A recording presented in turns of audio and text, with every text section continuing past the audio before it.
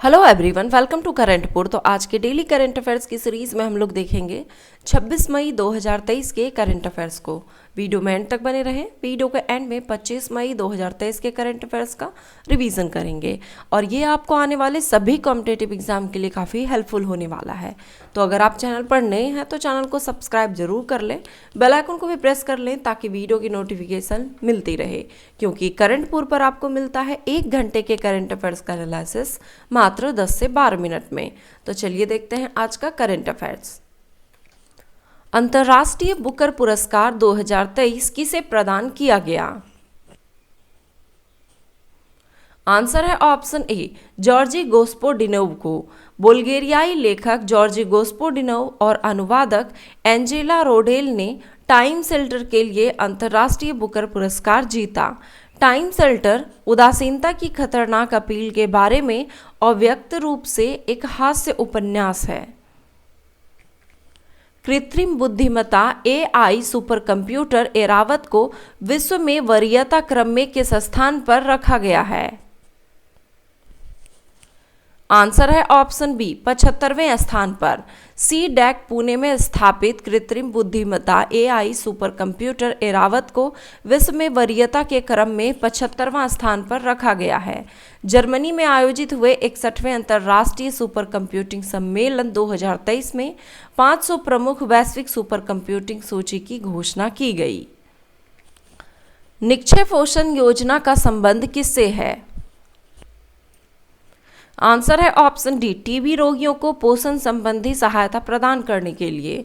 TB रोगियों को पोषण संबंधी सहायता प्रदान करने के लिए अप्रैल 2018 में प्रत्यक्ष लाभ हस्तांतरण के रूप में निक्षय पोषण योजना की शुरुआत की गई। भारत वैश्विक सतत विकास लक्ष्य से 5 साल पहले 2025 तक देश से टीबी को खत्म करने का प्रयास कर रहा है। उड़ान 5.1 योजना की शुरुआत किस मंत्रालय द्वारा किया गया है? आंसर है ऑप्शन बी, नागरिक उड्डयन मंत्रालय द्वारा। उड़ान योजना एक क्षेत्रीय संपर्क परियोजना है जो छोटे शहरों में भी आम आदमी को क्षेत्रीय मार्गों पर किफ़ायती, आर्थिक रूप से व्यवहार्य और लाभदायक हवाई यात्रा की सुविधा प्रदान करता है। क्षेत्रीय संपर्क योजना रीजनल कनेक्टिविटी स्कीम RCS उड़े देश का आम नागरिक यानी कि उड़ान के 4 सफल दौर के बाद और 5वें दौर के संस्करण 5.0 के प्रक्रिया में होने के साथ नागरिक उड्डयन मंत्रालय ने देश के सुदूरवर्ती क्षेत्रों में और हेलीकॉप्टरों के माध्यम से कनेक्टिविटी को बेहतर करने के लिए उड़ान 5.1 की शुरुआत की है। INSV तारिणी का नाविका सागर परिक्रमा के संदर्भ में निम्नलिखित में से कौन सा कथन सत्य है? आंसर है इसका ऑप्शन डी, 1, 2 और 3 तीनों ही कथन सत्य है कि इसने 188 दिनों में 17,000 समुद्री मील लंबे अंतर महाद्वीपीय और अंतर महासागरीय यात्रा को सफलतापूर्वक पूरा किया। 2 महिला अधिकारियों सहित 6 सदस्यीय चालक दल ने इस कार्य को पूरा किया। 23 मई 2023 को INSV तारिणी ने एक ऐतिहासिक यात्रा को पूरा कर गोवा बंदरगाह पहुंचा।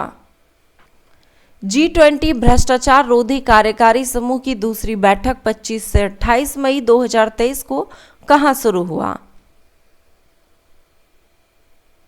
आंसर है ऑप्शन सी, उत्तराखंड में।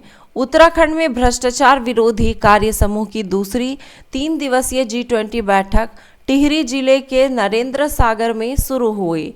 3 दिन की इस बैठक में सदस्य देश के प्रतिनिधि अंतर्राष्ट्रीय भ्रष्टाचार रोधी तंत्र विषय पर चर्चा करेंगे। हैंके का वार्षिक दुख सूचकांक HAMI 2022 दुनिया के सबसे दयनीय देशों की सूची जारी की गई है। निम्नलिखित में से किस देश ने सूची में शीर्ष स्थान प्राप्त किया है? आंसर है इसका ऑप्शन सी, जिम्बाब्वे। प्रसिद्ध अर्थशास्त्री स्टीव हैंके के वार्षिक दुख सूचकांक जारी किया गया।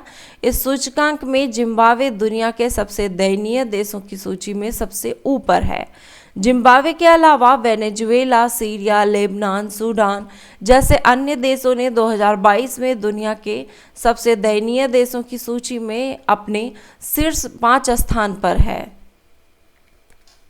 हैंके का वार्षिक दुख सूचकांक 2022 दुनिया के सबसे दयनीय देशों की सूची में भारत किस स्थान पर है? आंसर है ऑप्शन बी 103वें स्थान पर।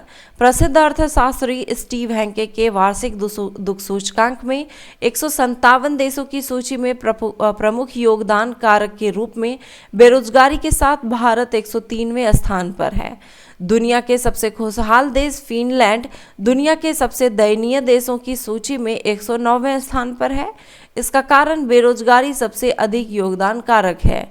सभी 157 देशों में स्विट्जरलैंड 197वें स्थान पर है, जो इसे सभी देशों में सबसे कम दयनीय बनाता है।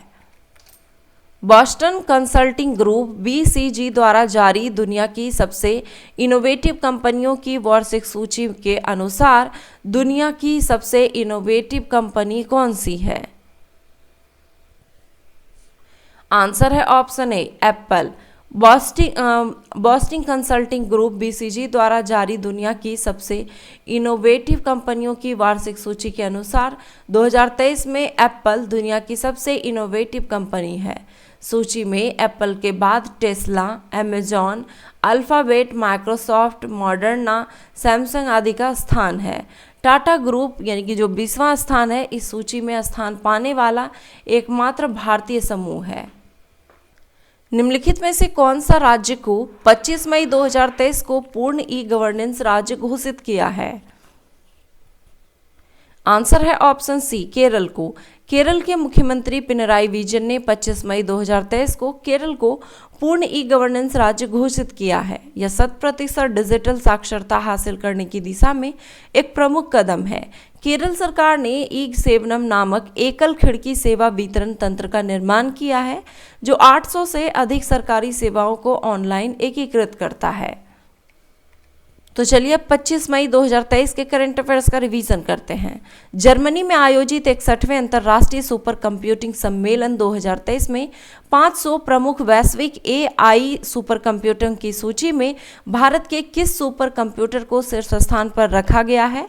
तो एरावत को। 76वें विश्व स्वास्थ्य सभा का आयोजन कहाँ किया गया?